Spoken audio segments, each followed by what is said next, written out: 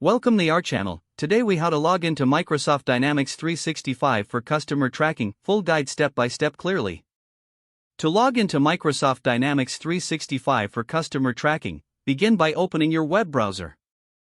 In the address bar, type the URL for your Microsoft Dynamics 365 instance. Press enter to navigate to the login page. On the login page, you will be prompted to enter your email address.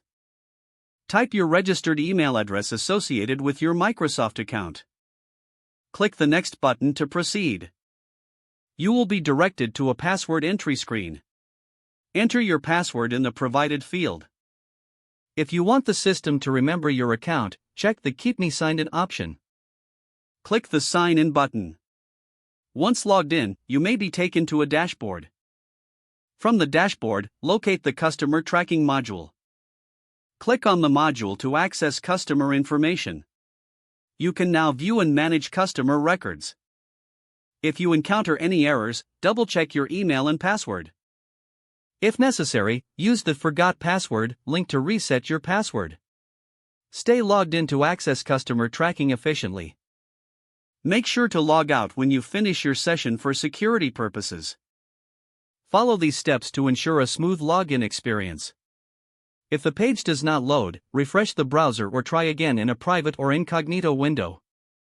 Make sure you are using the correct email address, then retype it carefully to avoid small typos. If your password is not accepted, use the reset option and create a new strong password you can remember.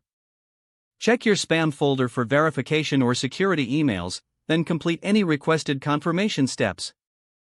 Enable two-factor authentication if available to improve account security and reduce unauthorized access risk. After signing in, review your profile details so your contact information and settings are accurate and current. If you see an error message, note it down and try again after restarting your device and internet connection.